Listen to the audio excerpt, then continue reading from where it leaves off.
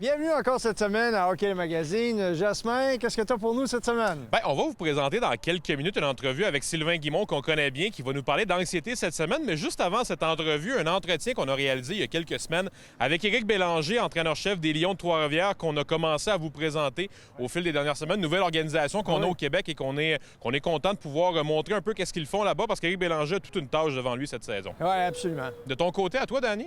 Ben moi, sur la glace, avec l'Académie CCM Play 360, on travaille avec Mathieu Gravel au niveau du contrôle de rondelle et surtout comment l'utiliser comme point pivot pour changer de direction. Hockey le Magazine, c'est parti.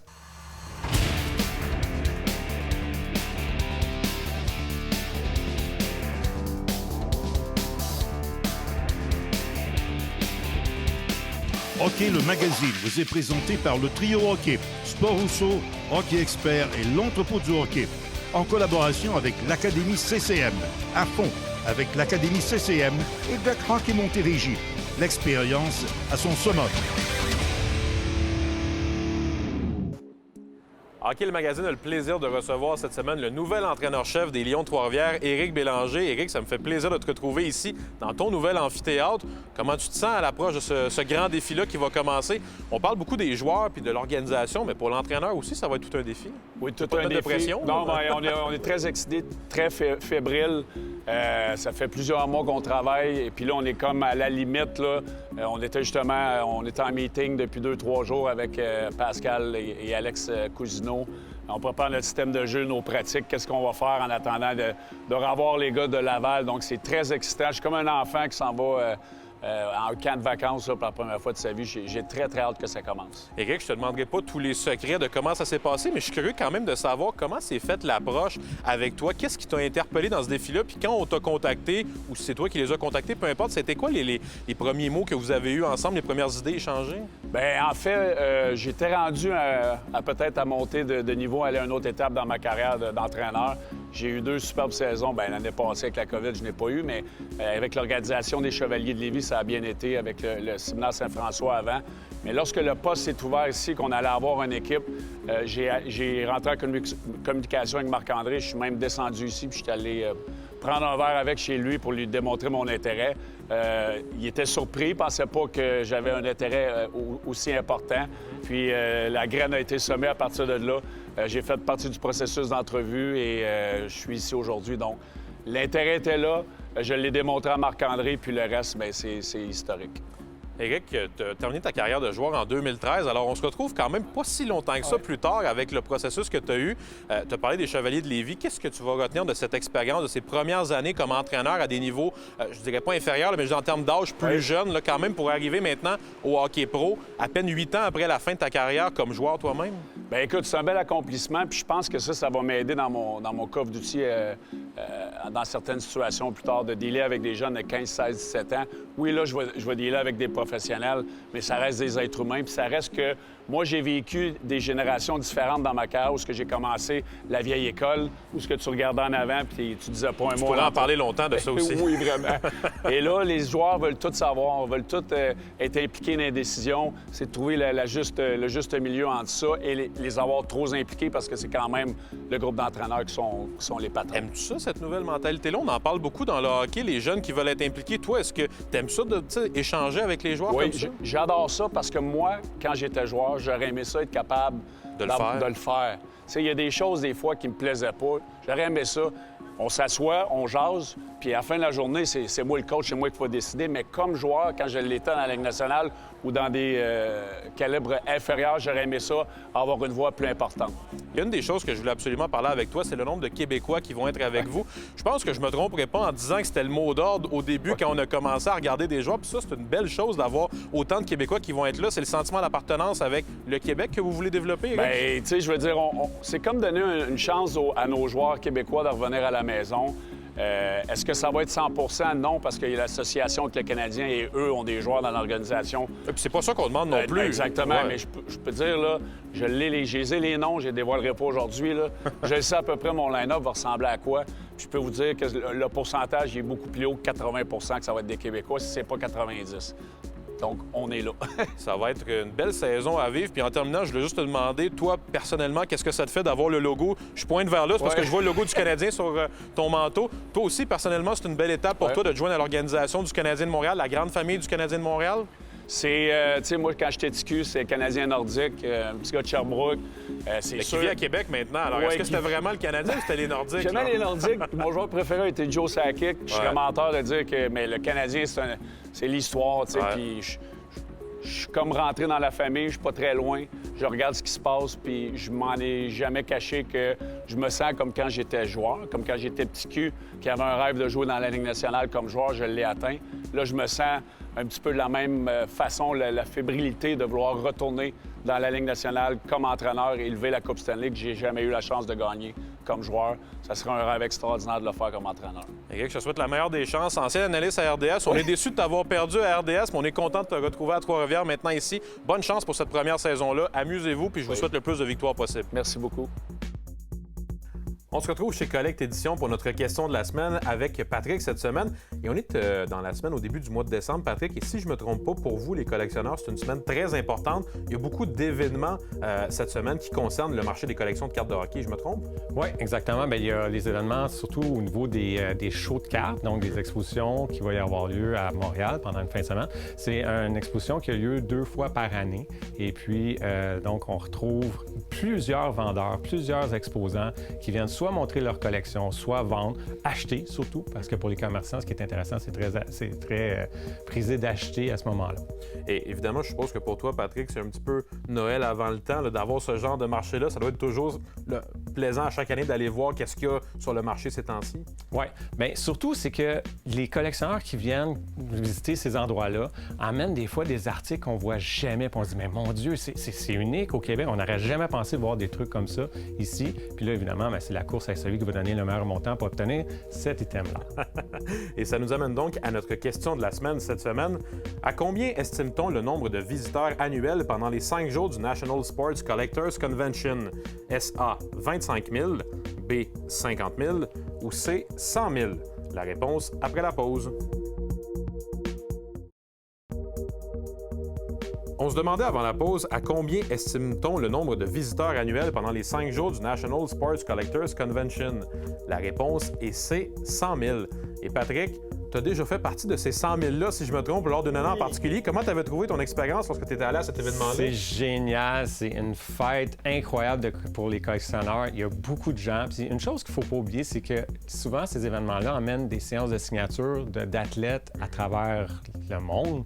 Et puis, donc, de voir toute cette gang-là courir pour des autographes ou du moins d'aller chercher leurs cartes rares qu'ils veulent pour finir leur collection, c'est fantastique. Merci beaucoup, Patrick. Merci.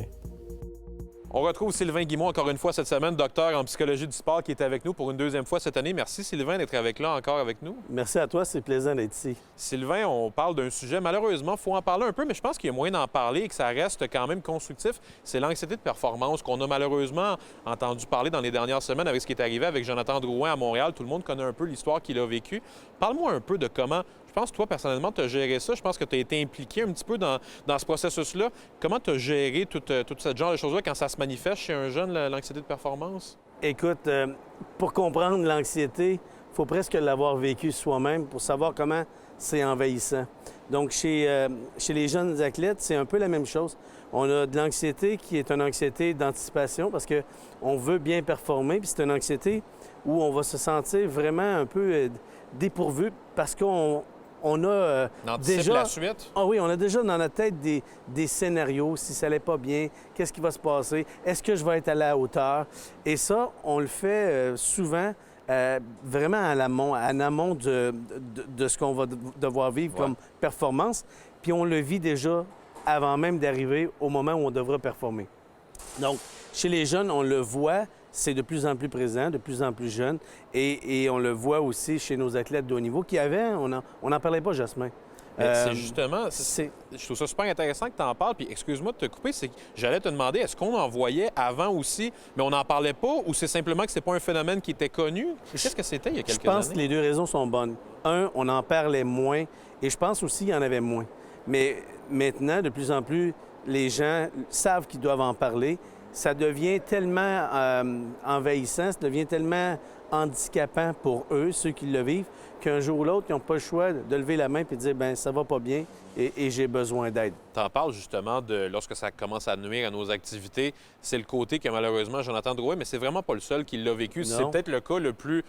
je dirais qu'on a parlé le plus au cours des derniers mois, mais il y en a d'autres qui l'ont vécu. Et moi, ce que je voudrais te demander, c'est comment tu gères ça lorsqu'un jeune, un professionnel, peu importe, rentre dans ton bureau et te parle de ça. Évidemment, ça ne doit pas être facile pour lui de t'en parler, ça c'est la première chose. Mais après ça, comment tu l'aides? C'est quoi l'après ensuite? Ce qui est vraiment important, c'est qu'il y a des spécialistes dans chacun des domaines. Donc, nous, on est vraiment spécialisés au niveau de la performance, quand c'est vraiment de la psychologie du sport.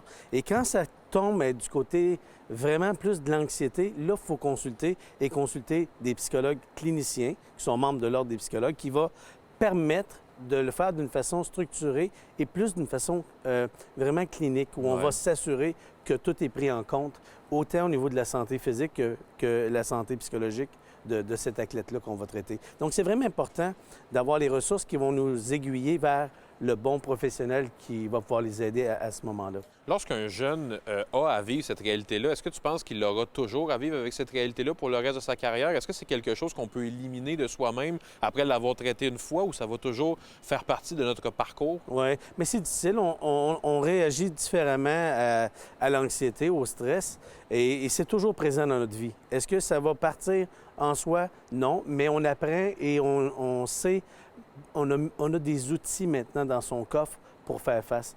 Moi, j'ai adoré l'entrevue qu'il a donnée à notre collègue Chantal Maccabé. Et Chantal a su le mettre à l'aise dans cette entrevue-là, où il dit tout simplement, je suis allé chercher de l'aide et aujourd'hui, bien, elle lui demande, c'est quoi les objectifs que tu t'es fixés? Il dit tout simplement, non, je ne me suis pas fixé d'objectif parce que le seul et unique objectif qu'il doit avoir, c'est de s'amuser, puis il va bien performer suite à ça. Donc, j'ai trouvé que sa réponse, déjà, on voit un jeune homme encore plus mature et conscient qu'il ne peut plus faire ce qu'il a fait dans le passé, qui l'a amené à de l'anxiété. Là, maintenant, il a appris et on voit qu'il a été probablement très bien épaulé. Et ça, il faut dire merci aussi aux Canadiens de Montréal qui lui ont permis de prendre un certain recul et de se distancer de ce qui le rendait anxieux au départ. Ouais, et si on peut dire que Jonathan Drouin, avec le Canadien de Montréal, se dit lui-même qu'il doit avoir du plaisir, je pense que c'est un beau message à envoyer aux plus jeunes aussi, de relativiser un peu, même si c'est pas facile parfois, mais c'est la preuve quand même qu'on peut le faire, relativiser, puis ramener ça à l'essence du sport. On dit jouer au hockey, on dit pas travailler au hockey. Il faut que ça soit plaisant. Merci beaucoup, Sylvain, puis on se retrouve bientôt. Merci, Jasmin.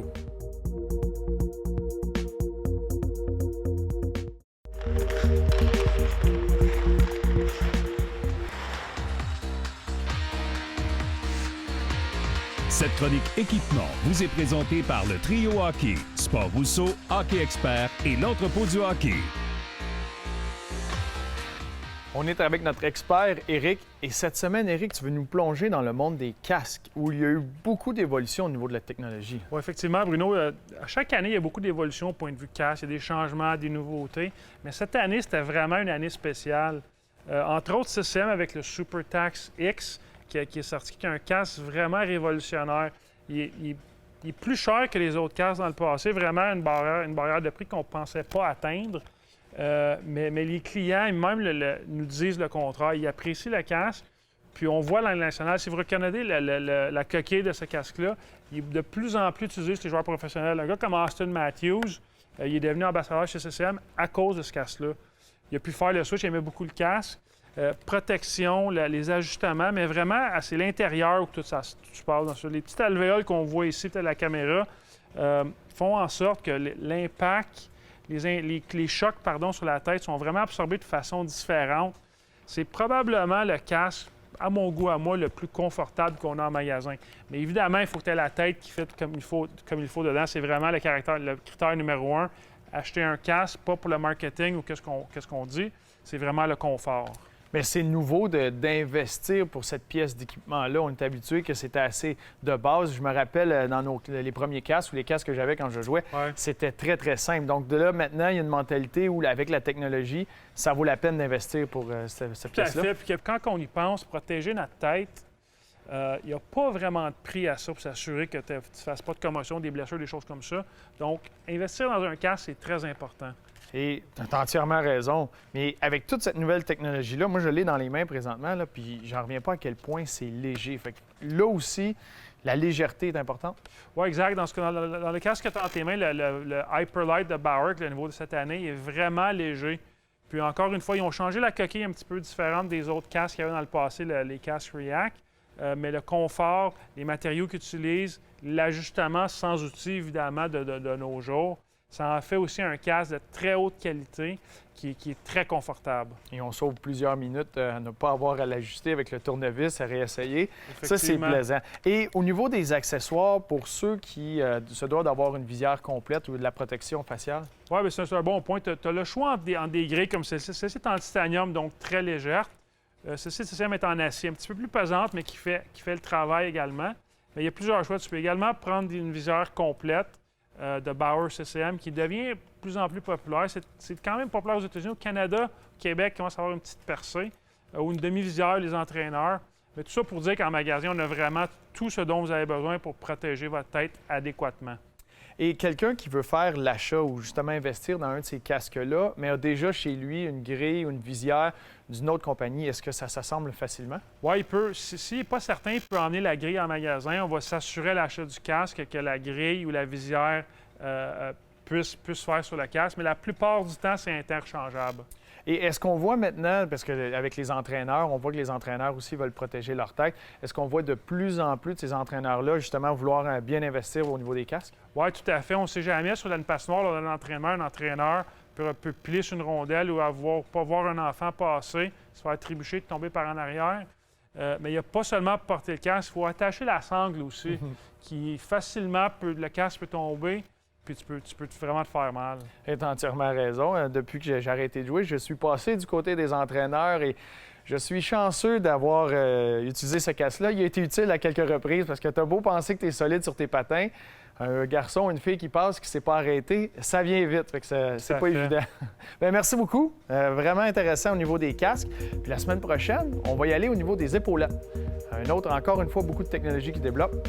À la semaine prochaine. Excellent segment de Mathieu Gravel. La semaine prochaine, de quoi on parle? Bien, on va aller voir les gens de Deck Hockey Montérégie la semaine prochaine, nouvelle association qu'on a cette année, qu'on est bien fiers de vous présenter aussi. De même qu'une autre visite chez Stéphane Dubé dans le gymnase pour aller travailler un petit peu sur certains éléments dans le gymnase. De ton côté, sur la glace avec l'Académie? Ce sera avec Denis Chalifou. On va travailler sur ce qu'on appelle l'open face, comment on ouvre les patins pour réussir à changer de direction efficacement. Manquez pas ça la semaine prochaine.